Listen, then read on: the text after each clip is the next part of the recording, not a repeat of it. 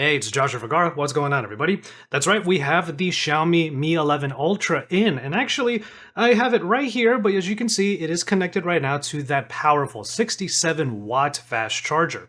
Now, I do want to show off that charger, which is why we are going to do an unboxing to start off this video. So while this thing is charging up, and it should be able to get to 100% real quick, I think I'm actually really close to it already, well, let's let it charge up while we do the unboxing.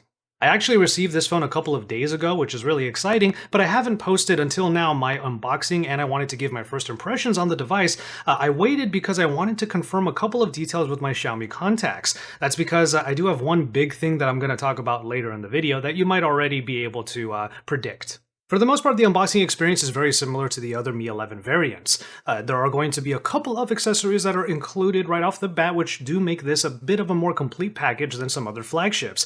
And of course, in the Mi 11 Ultra, we're still looking at the same top-level spec sheet, only now they're bumping it up a little bit to hit that word Ultra. Once we get past the lid of the box, we have a small portion right before we get to the phone where we have some documentation, and we also have an included clear case. Clear cases are always included with Xiaomi devices. The vast majority of them tend to have it, and I love that Xiaomi bundles them. The cover around the actual phone gives you some of the top level specs. One of the biggest things about the Ultra is that it has the Samsung GN2. It is a super sensor that they're calling that is basically 89% there to a full 1-inch sensor. So that means this is one of the biggest, if not the biggest sensor that we've seen on a smartphone as of late. It is backed by a 48 megapixel ultra-wide and a 48 megapixel 120 times capable zoom lens.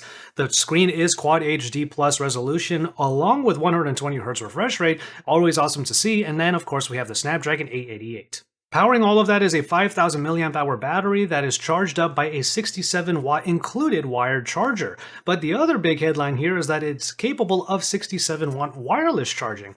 I don't have a wireless charger that is that fast. Hopefully I will be able to get one soon, but it's really nice to see that this type of wireless charging is this fast at this point. A quick look around the back of the phone shows a ceramic backing, which is really glossy and will end up getting quite a few smudges quite easily. But you can take a look at that camera bump that includes not only these high-powered sensors, the biggest one being that GN2, but we also have a small little screen on the back. Again, more on that later. I have plenty to say about it. And finally, we get over to the charging accessories. We have a USB-A to USB-C charging cable, along with, of course, the 67-watt fast charger, which I will have to use an adapter for in order to use in my American plugs. So we get through the setup, and it allows me to add things like biometrics via the fingerprint reader that is in the display, and then we customize a couple of the settings before we get into this version of MIUI. Now, if you've already seen my coverage of the Mi 11, you know kind of what to expect from both the performance and the display experience. After all, this is going to be a wonderful Amoled screen, which will make everything from media to gaming really awesome. Of course, Xiaomi is doing its best to justify Ultra, and you get that feel already just by holding this device. It's a very hefty phone, and with that ceramic backing, it has a very premium look to it, even if this black edition might be a little bit hard for me to film sometimes on camera. I did immediately go into the Play Store and start downloading a bunch of my games and a bunch of applications that I normally get, but I have no doubt that the Mi 11 Ultra is going to provide a reliable and super speedy performance aspect every single day. So let's talk about these cameras. I'm going to do a real-world camera test using this phone. I actually have a special place that I'm going to this weekend to really shoot with these cameras, but let's talk first about the aesthetics of this camera bump. We have seen some rather, I'll use the term horrifying takes on the camera bump in other smartphones, but in Xiaomi's case, I can kind of let it slide because they put so much utility here, not only with these high-powered sensors, but also with this small screen on the side. Apparently, this little display on the back comes from a Mi Smartband, and I've been a big fan of the Mi Smartbands for some time now, so it's a little bit familiar here on the back, but I think it's a brilliant move for them to add it. However, I cannot believe that I have to say this in the first video for this phone, and hopefully it's the only time I do have to say it. You are seeing video right now using 4K recording on the wide-angle camera on the rear. Now, I will show you some photo samples, maybe a couple of video samples from the main sensor. After all, it's the one that is the main story on this camera system. But the other part that was supposed to be a big story here is the fact that this 1-inch OLED display would be used for using the rear cameras for a lot of your functions and a lot of the things that you want to do. But it can only be used in the photo mode as a preview. Right now, I'm doing this video just kind of putting myself in the vicinity of the wide-angle camera, but I don't have a preview on this bottom display. And of course, this is a big deal for me because in a lot of phones that we've been seeing recently, the front-facing camera is just not a very viable shooter.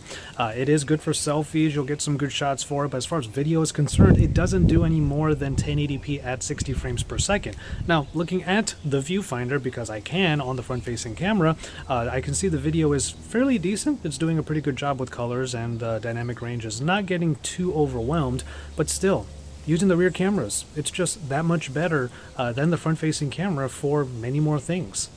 I was really looking forward to this phone because it was going to be like a vlogging beast. And I always talk about like the social media stuff and also vlogging when it comes to really powerful cameras like this. And this feature, this secondary screen, this rear display, was supposed to really put this phone over the top. For now, the best that I can do is turn on the photo mode, make sure it's at 16:9 aspect ratio, turn it around so I can see myself, and then hold the button for only 15 seconds max for video.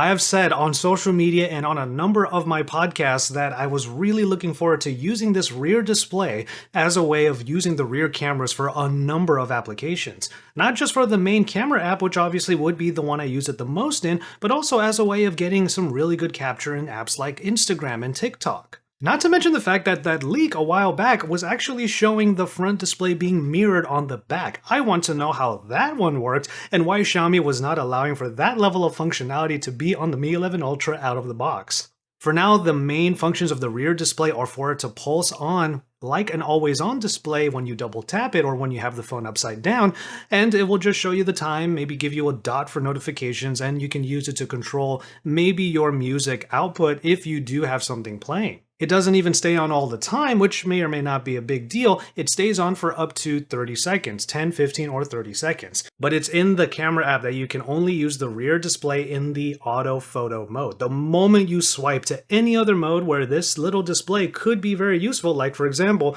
the portrait mode, it turns off, goes back to the always on display, and I think that is a big travesty. Now, I waited a couple of days to be able to hear from some friends over at Xiaomi to see if this would actually change, if this would become more useful than it is right now in the early days of having the Mi 11 Ultra. The best that I was told is that even my friends over at Xiaomi do want to see this rear display be used for more things, and hopefully the software development team will allow that to happen. I personally am pleading with Xiaomi, software developers, MIUI developers, please make this available for more applications. It's pretty much the biggest selling point of this phone, especially if you use it alongside the best parts of this camera package and the camera app. But for now, leading up to my real-world camera test using the Mi 11 Ultra, I'm just gonna have to shoot and vlog with it the way I do pretty much every other phone, no matter what camera sensors they have. Aside from general selfies and maybe group selfies, I'll just have to estimate where I am in front of these sensors, even though there is a viable viewfinder right there just waiting to be used. And so there you have it, the unboxing and my first impressions on the Xiaomi Mi 11 Ultra. With some of the main features being the top headlines, I went straight for those features only to be somewhat disappointed, at least for now. I will say that it doesn't mean this rear display is just going to be cut at the knees like it is right now forever. I'm holding out hope that the developers over at Xiaomi for MIUI and whatnot will be able to realize the potential, help us realize the potential of a rear display right next to these awesome sensors. With all that said though, I'm going to go ahead and call it on this video. For more on the Xiaomi Mi 11 Ultra, including my real-world camera test incoming, make sure you subscribe to my channel. Drop some likes on this video and get into the comment sections and let me know what you think of these developments with Xiaomi's biggest, latest, and greatest device. From there though, I'm going to call it on this one. Thank you so much for watching. Please take care of yourselves and each other, and enjoy your tea, everybody.